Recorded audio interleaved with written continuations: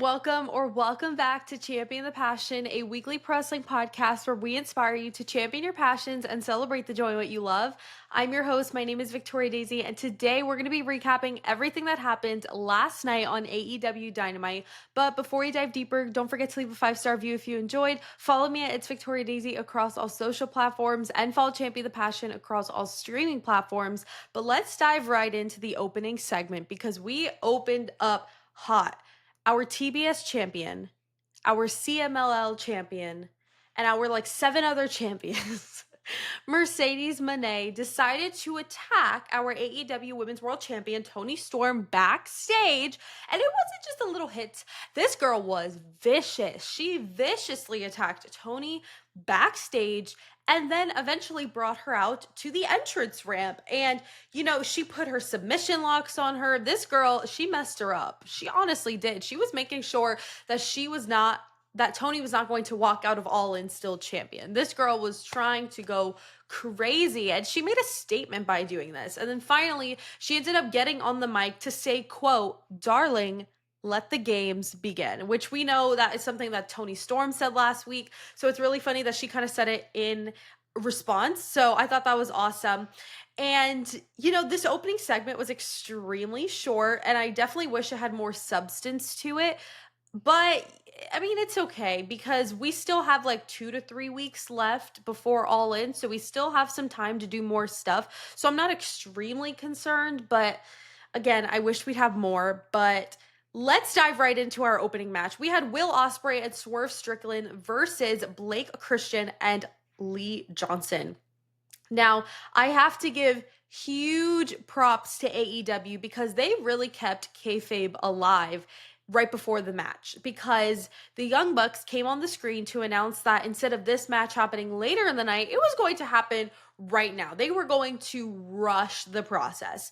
And something that I loved is they really kept the kayfabe alive and they have attention to detail. If you were paying attention, they hit Will Ospreay's music immediately, and he didn't come out for a solid 90 seconds. And when he finally did, this man was sprinting like he was in the middle of getting dressed. He had his gear on, but he only had his pants on and a t-shirt. He was still taping up his hands. He still needed to put his elbow pads on. He still needed to tie his shoe. He didn't have his cool robe on. He was a hot mess express, but I loved it. And it's the little attentions to detail that really keep the kayfabe alive. And I loved it. It's the little things like that just make everything so much better, because he could have come out ready to go and it just wouldn't have made as much sense as it did when he did come out the way he did last night.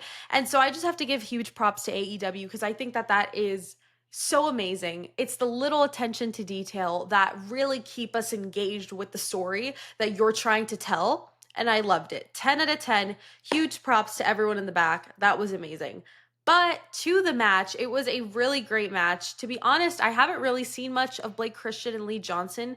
And I thought that they put a really good match together with Swerve and Ospreay. And there was amazing move sequences, and I just thought overall it was great. But then our EVPs, our founding fathers, the Young Bucks, came out to watch the match from the ramp. And to be honest, I thought it was going to distract Ospreay and Strickland, but it actually didn't. They just didn't care what was going on, and they won that match. And I was so happy for them, as they should. But then after the match, Swerve tried attacking the Young Bucks, but security stepped in quickly. And then Swerve got on the mic to say that he is not done with them and he is done with their BS. So he wants to take care of them once and for all, and so he challenged them to a tag match, Swerve Strickland and Will Ospreay versus the Young Bucks at All In Texas. And then Will Ospreay got on the mic to say, well, we need to up the ante, we need to up the stakes because this is just not enough. You guys need to put your EVP titles on the line. Hello? That is crazy. Now, the match hasn't officially been confirmed, but I'm pretty certain we're going to get it. So that is huge, because what if the Young Bucks lose and they lose their EVP titles? They will no longer be the EVPs of AEW, and I my jaw's going to be on the ground if that happens. But I cannot wait. All in Texas is going to be a 10 out of 10 pay-per-view. I freaking can't wait. Like, it's all I'm thinking about right now is all in, all in, all in. I'm so excited about it. But let's move on to the next match. We had Kota Ibushi versus Trent Beretta. Now, surprisingly, this was a really fun match. I mean, I can't even lie. I wasn't expecting to love it as much as I did, and it was a hard-hitting match. They were doing some really crazy things there. They were doing crazy move sequences and moments and spots and just like everything under the sun. I didn't really know what to expect from this match, but I really, really loved it. It was so much fun. But in the end, Kota Ibushi did take that W, and then Kazuchika Okada, our Continental Champion, decided to come out. And him and Ibushi had a very intense stare down. And then it was later announced in the night that they will have a match next week at Dynamite 300, which will be the 300th episode of Dynamite, which is crazy. And I think that that match is really going to serve.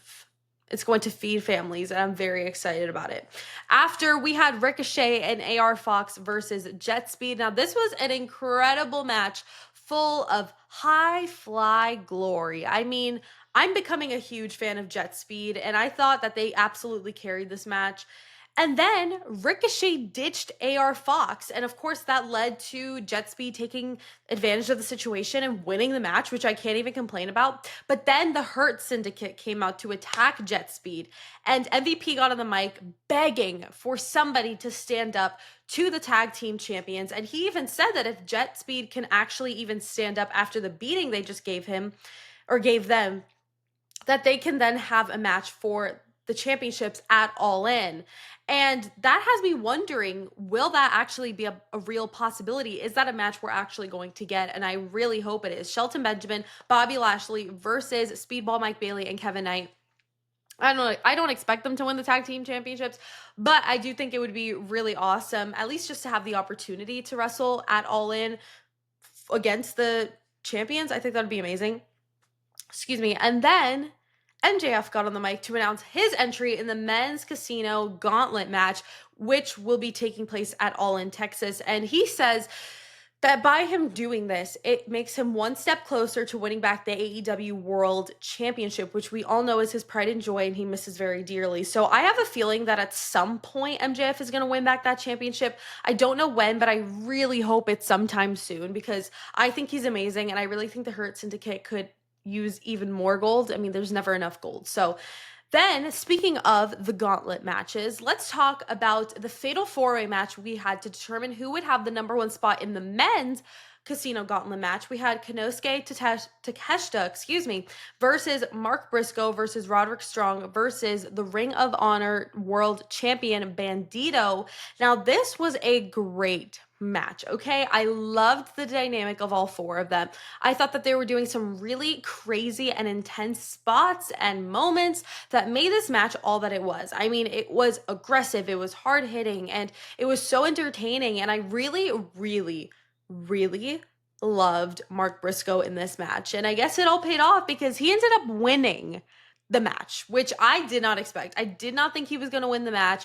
I don't know who I thought was going to win the match, but it just like wasn't Mark Briscoe. And I can't even complain though. But now he holds the number one spot in the men's Casino Gauntlet match happening at All In Texas, July 12th. I cannot wait. I'm so excited. And I'm glad that we at least know who won. Well, technically two because of MJF participants for this gauntlet match, but I'm really excited. And also, let's talk about the women's Fatal 4-Way match to determine who would be the number one spot for that Casino Gauntlet match. We had the Ring of Honor Women's World Champion Athena versus Chris Statlander versus Willow Nightingale versus Thunder Rosa. I was so excited to see Thunder Rosa in this match. I love her. She's an icon. And also, this was a great match as well, similar to the men's. I mean, it was just so freaking fun. Once again, the dynamic between all of them was so interesting, but really good. And I really enjoyed seeing Athena versus Thunder Rosa, or not versus, but like seeing them collide in the ring. I thought that that was a really fun matchup, and hopefully that's something we get to see in the future. But in the end, Chris Statlander took the W and now holds the number one spot for the women's Casino Gauntlet happening at All In Texas. I am so excited. Chris Statlander and Mark Briscoe both hold the number one spot, and I think it's going to be so amazing. And I simply just can't wait because whoever wins those gauntlet matches will be the new number one contender for both the AEW Women's World Championship and the AEW World Heavyweight Championship. And I just can't freaking wait. But let's talk about the main event. We had Hangman Adam Page versus the Beast Mortos. And this was a crazy main event, okay? I mean, it was a great match between both men. I think that their wrestling styles work so well together, and they just did the craziest crap in that ring. Like, I was blown away. But in the end, Hangman Adam Page took that W, and then the lights went out. And anytime the lights go out, I fear for my life. Like, truly, even though I'm not even in the arena or in the ring, my life, I'm scared. It's in danger. And when the lights came back up, the Young Bucks were ready to give Hangman an EVP trigger, which they ended up doing. And then the Death Riders came out. And guys, the Death Riders, their aura is actually through the roof. Like, every time I hear that music, every time they come out with, and they came out with chairs, with weapons. I'll be like The Rock for a minute. If you're watching the video version, you can see what I'm doing. I'm slapping my arm because I have goosebumps. It was amazing. And they were beating the hell out of Hangman. I mean, all of them were. And I was kind of gagged. But then, of course, I mean, it's not like Hangman has no allies. The Ops came out for the save, followed by Will Ospreay. And, you know, at that point, it was pure chaos. Everybody was going everywhere. Bodies were flying all around the place. It was crazy. And then after that, AEW officials came out to separate everyone and check on Hangman. And that's kind of how the show ended. And I really loved that ending because it got me hyped. It left me excited. It left me wanting more. And I'm just happy and I'm excited. And I'm loving the way that these storylines are progressing towards All In. And I can't not freaking wait. But let's head into my overall thoughts. I thought it was a really great show. My match of the night was 1000% Will Ospreay and Swerve Strickland versus Blake Christian and Lee Johnson. This was just an incredible match and really stole the show for me. Then I would say my segment of the night was actually the Hurt Syndicate segment. I just feel like they're so funny and iconic, and I enjoy everything they do thoroughly. And overall, I'd probably rate the show about a 7.5 out of 10. I think. Maybe an 8 if I'm feeling up to it.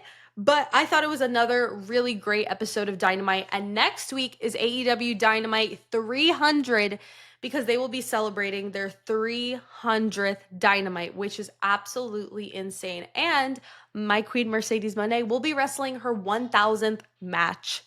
Isn't that crazy? 1,000 matches for my queen. I'm going to cry and scream and vomit. It's going to be amazing and I cannot wait. Also wanted to remind you guys that tomorrow I will be dropping a bonus episode where I'm previewing the entire card and sharing all of my predictions for WWE Night of Champions happening on Saturday. So don't forget to come back tomorrow for that bonus episode. But thank you guys so much for watching and listening to this episode of Champion the Passion. Don't forget to leave a 5-star review if you enjoyed. Follow me at It's Victoria Daisy across all social platforms and follow Champion the Passion across all streaming platforms. Don't forget to champion your passions and celebrate the joy in what you love, and I will see you guys in the next episode.